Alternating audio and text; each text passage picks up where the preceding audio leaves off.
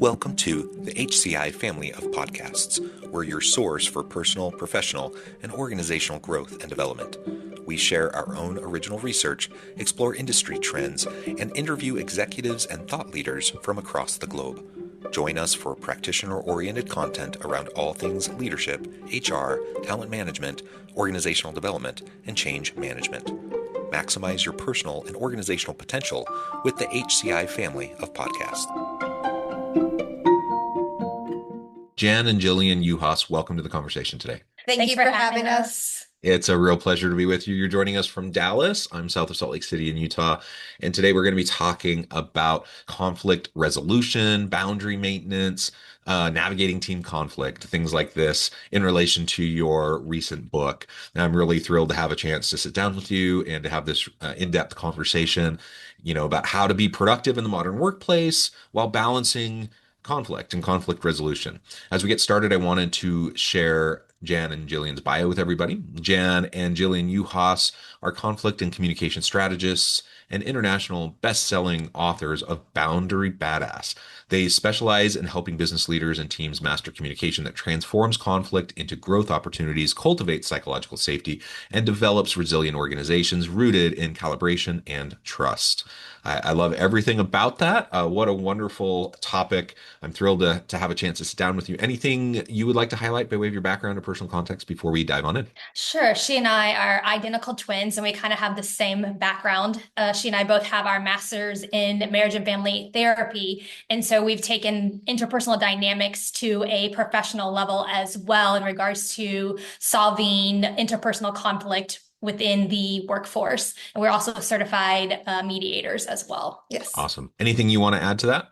Well, we've also gotten certified in body language, microexpressions, deception detection, which all of those things also play a role in today's communication and conflict as well. So things that often get missed or pushed aside are also things that play a role in how conflict plays out. Yeah, absolutely. Well, before we really dive on into the topic kind of broadly, generally, I also like to ask authors, why did they write these books? Why these books? Why now? They're a labor of love. They take a lot of time, energy, and perseverance, to get out there into the world. So what was it about this book at this time for you? I think when she and I, we grew up in a rural farm town of 900 people. We moved to a metropolitan city of 3 million, and that became a huge culture shock for us. And where we grew up, our word was as good as gold. We always had integrity. We received it from, whether it was our parents, neighbors, whoever. That was just kind of the culture of small town life. When we went to a huge metropolitan city for undergrad, that basically opened up our world to a whole new way of how other people operate and their perspective and how they grew up.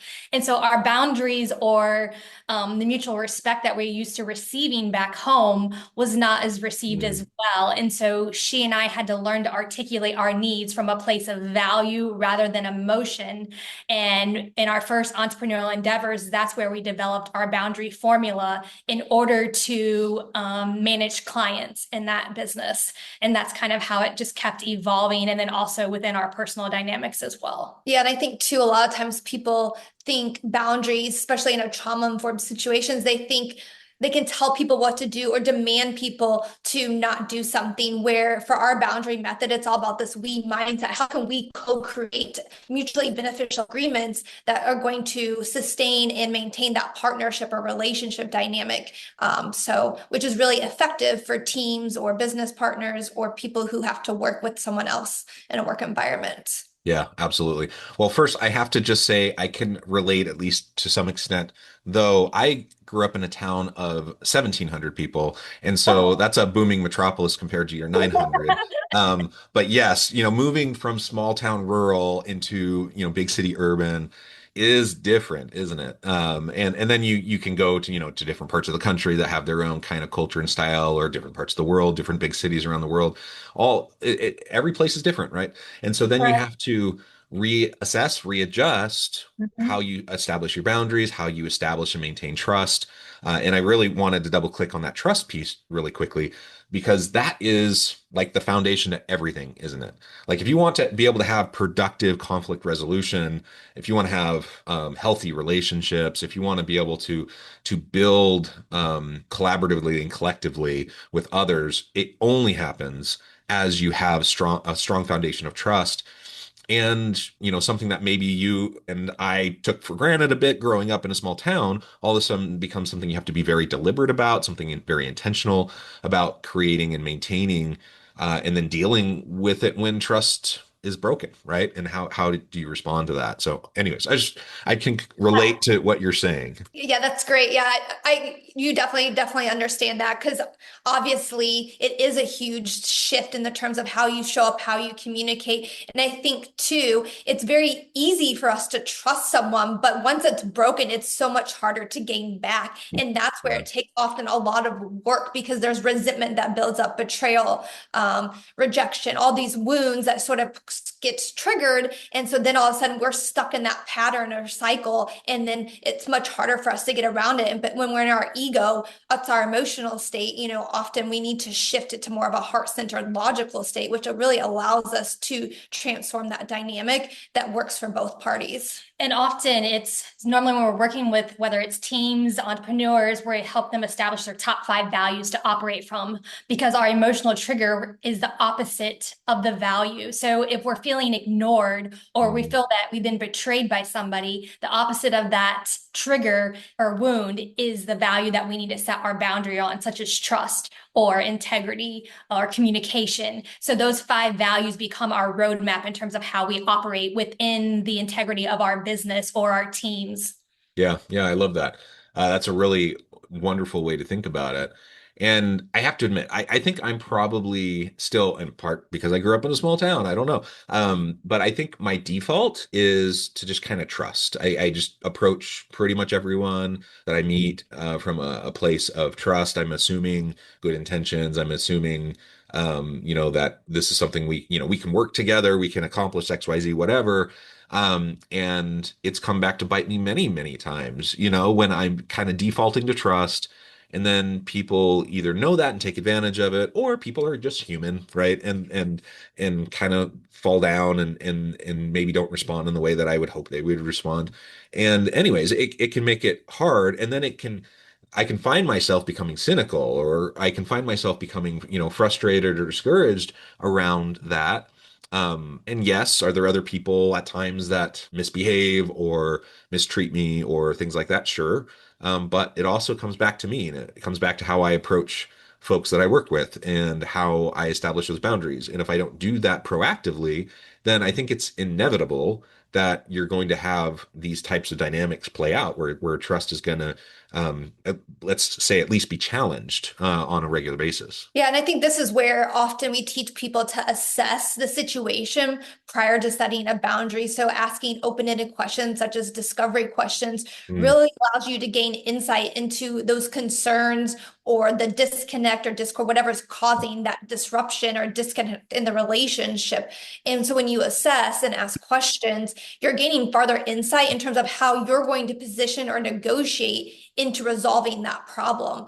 Because often, sometimes the other people aren't even aware that they've maybe yeah. violated a personal boundary of yours or violated the relationship in a way that's not conducive to a collaborative, team atmosphere. Yeah, and again, I think that, that's kind of my default assumption is that people typically aren't waking up in the morning, trying to think, how am I going to take advantage of folks and manipulate and, undermine my colleagues and blah, blah, blah. Like most people don't do that. I mean, there are folks that do, I suppose, but most people don't do that. Most people, if there's a mistake, it's not intentional. And it just means that it's an opportunity to have some open conversation, right? Yeah, we're just bridging the gap into different perspectives of how the situation is being handled. Yeah, and I can think to, some experiences that I've had in the last couple of years, with folks who I would say really, really wronged me, like really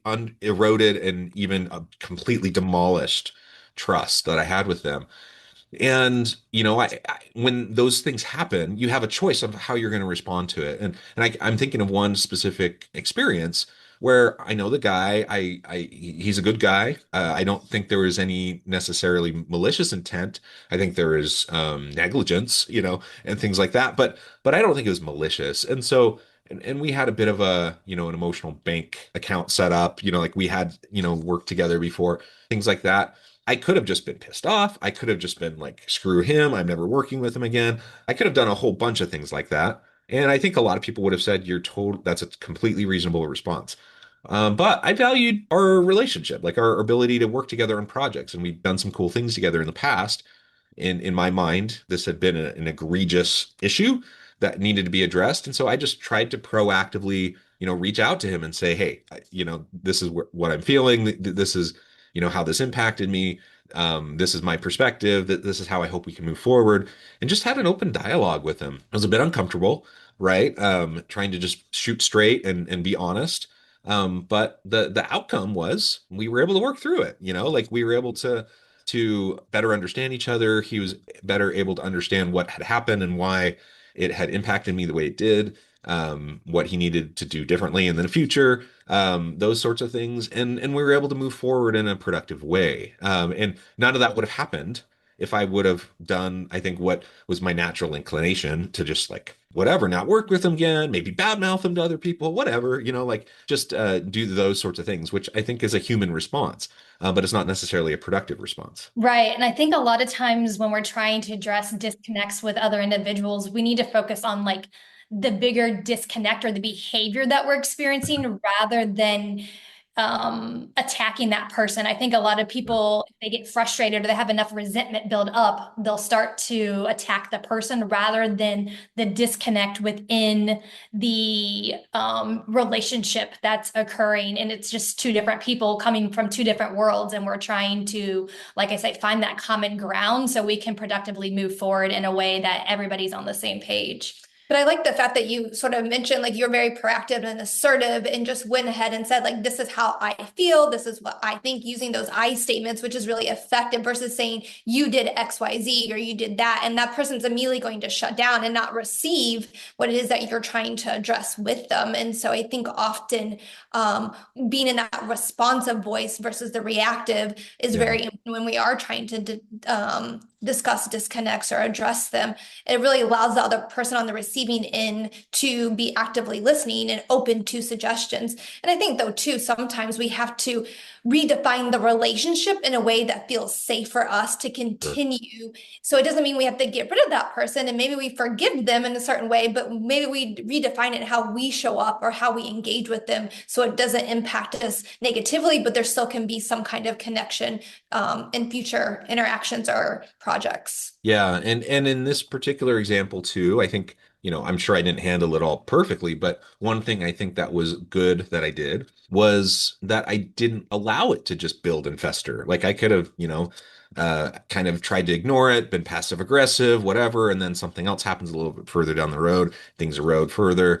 And I didn't want that to happen. Like I wanted to one, I believe in trying to be a mature adult and like having conversations with folks. And so, like when it happened, I addressed it and fairly immediately, so that it could be responded to and not allow it to fester in my own like ruminations and that kind of stuff and to just move forward, right? And it's so easy, and I've certainly been guilty of this. It's so easy to get frustrated, allow that resentment to build, ruminate endlessly on stuff. And, you may have very good reason for being upset or, all the things that are causing the ruminations, but just being caught in that cycle isn't doing you any good. It's not helping you move forward in a healthy, productive way either. So acknowledging what has happened, creating or maybe reestablishing, reasserting certain boundaries, keeping yourself safe, of course, is always important. Um, and also keeping in mind that you can be a grown adult who can have hard conversations and face hard things and move forward productively. Yeah, I agree. And I think with us being communicators and in the field that we're in, we're more likely to approach situations when they do arise. But someone who might be conflict avoidant, they might shy away from addressing situations head on the minute that they do happen. And a lot of times, conflict avoidance, whether it's that can go back to our attachment style in the home that we grew up with and how conflict was dealt with in the home. And that can play out in our professional dynamics as well in the workforce. And so a lot of times if someone has conflict avoidance, they could either have, more that avoidance attachment style, or they have more the anxious or they're people pleasing. And so they just want to keep the peace all together.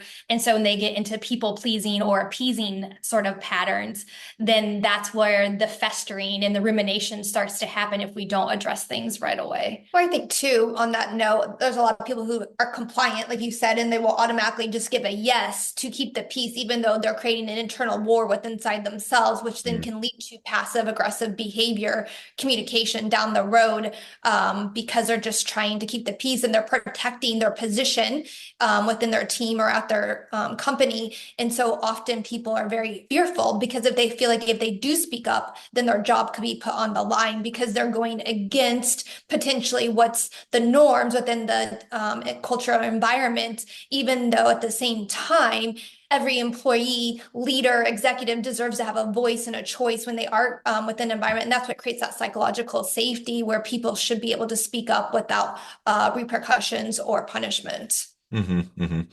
So I'm curious how you approach, when working with clients on how to productively move forward with conflict resolution, while working to maintain onward momentum and productivity. Like it certainly can be super disruptive, right?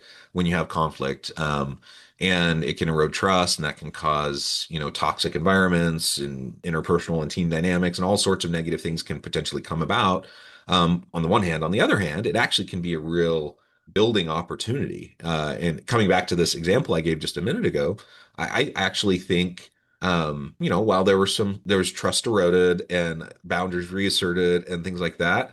And in some ways, I've learned, okay, I'm not going to work with this individual in this particular way in the future, but there's more clarity both ways, right? And I think overall, like we're better for it. Overall, we understand each other better. Overall, I think we respect each other more. I think we deepened and further grew our professional, collaborative relationship through having those conversations, right? And so when managed effectively, I think, while it might slow you down in the short term, dealing with those types of things in the long term actually can lead to all sorts of things, positive, productivity growth and whatnot. But that's a hard thing, especially if someone's in the emotional stage of just like dealing with the conflict. How do you approach that when you're working with clients? So helping them see like what needs to truly be focused on the facts and what is the goal or the outcome you're hoping to achieve. I think trying to remove that emotional component allows us to more likely streamline communication and productivity. So that way we can actually get to the results. Because otherwise we can sit here and go in circles and talk about how it's disruptive and creating all this chaos. But at the same time, getting out of that emotional state is really key to helping you focus on what needs to be done. And so focusing on, where does the problem lie? Is this been going on for a long time, or has this been something that's recently been brought up? What's also adding to layers of that conflict, and who are the main players? And then what is your role in that conflict as well, if you're involved, or how are you supposed to, what is your role in terms of resolving it too, if you're a leader? So I think really focusing on the different components and parts is the first part. And then also coming up with those discovery questions. How are we going to assess this and get to the root cause so we can actually get to the results that we're trying to achieve? Yeah. Um, what are some of the strategies that you have leveraged in the past, or you found to be most effective when diffusing tense situations kind of in the moment? You don't want a total like nuclear bomb going off, as it relates to the team or company culture. And real issues do arise and have to be dealt with. And so there are tensions, there are hurt feelings, there are those sorts of things. Getting clear on your goals, trying to separate the emotion, all those are really great.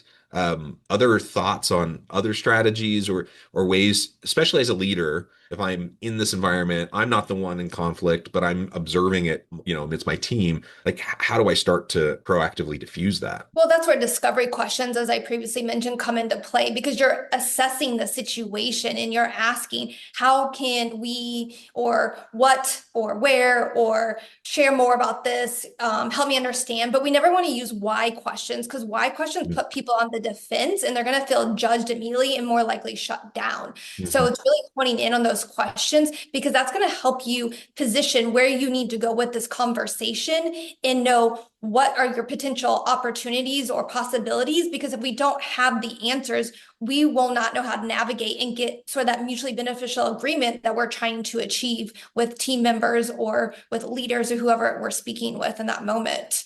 And discovery questions allow each person to feel heard and understood, which is one of the most, I get human components that people really want to feel. If they feel heard and understood and they have a voice, then they're more also going to be open to hearing another person's perspective as well. And so discovery questions allow us to hear everybody's perspective in order to try to resolve the disconnect in the relationship, but also indirectly guide the conversation to where we want it to go in terms of getting a resolution on the table. And so you might explore each person's perspective, but then also you're exploring viable options of solutions on how are we moving forward, such as if there's a disconnect in how like the deadline of a team project, someone is always done early, someone always is like delaying the team, the time management becomes the value, becomes the focus of the disconnect. And so we're striving towards how are we going to get everybody to their behaviors around time management and assess that to set the boundary moving forward in the agreement. Yeah, and coming back to this idea of trust as a foundational component to all of this, I love the using questions, doing it. And by the way, maybe it goes without saying, but you have to do it genuinely and authentically. Like you have to do it to Oh yeah. really listen, to really understand, right? You can't Oh just yeah, ask. absolutely. You can't just go through the motions. People can tell the difference, right? But assuming you're doing it all, genuinely, and you're really trying to understand, you're truly really trying to assess. Not only are you going to gain lots of great information that's going to help you, understand the context and be in a better situation to deal with things. But like you said, that human component of feeling, of being needed, wanted, valued, being heard, is so essential and one of the best ways to diffuse high emotions, like giving someone an opportunity to just express like what they're feeling, to recognize, to understand that, their needs are being heard by you and that there's going to be proactive efforts made to resolve the situation. Like that's going to if it's done genuinely and with real intent, like it's going to foster more trust between you and the people on your team. And then, of course, you'll better understand the context in such a way that will enable you to respond in a more effective manner. So that open communication piece is essential to having good trust and to build that and maintain that over time.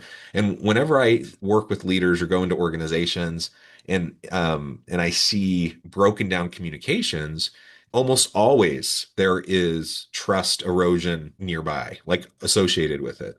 And again, it's not necessarily bad intentions. Like it's like, I don't think this does happen, but like most leaders aren't sitting there thinking, how am I going to hoard information and keep and be non-transparent and keep everything for my people and like make everyone's lives miserable because they have no idea what's going on or how things are being responded to. Like almost nobody approaches it that way. People understand that good leadership requires good communication, trust requires openness and transparency. People understand that, but it's not always easy to do consistently. And some of us are, sometimes better or worse at it, depending on where we're at, in our own headspace or our own personal context. And so really doubling down on and committing to, I'm going to like over communicate. I'm going to really try my best to listen to understand. I'm going to try my best to share necessary relevant information with others. And we're going to create a culture of psychological safety, open dialogue. All of that is just going to create such a better atmosphere of trust amongst your team so that when hiccups do arise, because they will, because we're all human and we all have different backgrounds, we all have different ways of approaching things. Hiccups will arise, but you're just way more resilient in the face of conflict when that foundation is there. I agree. Like conflict's inevitable, but you have a choice of how you're going to address it or how you're going to approach trying to get to like the end goal. And I think ultimately it's about really truly understanding each person and understanding their perspective. And often too, the most quiet person usually has the best ideas, especially when they're asked, would you approach this? When they're sometimes pushed to the back end or the back of the room, whatever, and they don't feel like they have a voice. But often they come up with things because they are the creators, the way that they think and process information. So I think too, it's like really allowing people to advocate and speak in a way that is conducive to overall mutual respect, which is where that trust and the transparency, honesty, all those values that people hone in on Hmm. is what's going to also lay the foundation for company growth to come. Yeah, yeah, absolutely. Well, this has just been a really fun, enlightening conversation. I note the time. I need to let you go here in just a minute. But before we wrap things up, I wanted to give you a chance to share with the audience how they can connect with you, how they can find out more about your work, where they can find your book, and then give us the final word for today. Yeah. So you can find us at 28consultancy.com, or you can follow some of our latest articles on Substack at High Stakes Conversations. And our book, Boundary Badass, is over on Amazon in all formats. Wonderful. Thank you so much. It's been a real pleasure. I encourage the audience to reach out, to get connected, and check out the book. And as always, I hope everyone can stay healthy and safe, that you can find meaning and purpose at work each and every day. And I hope you all have a great week.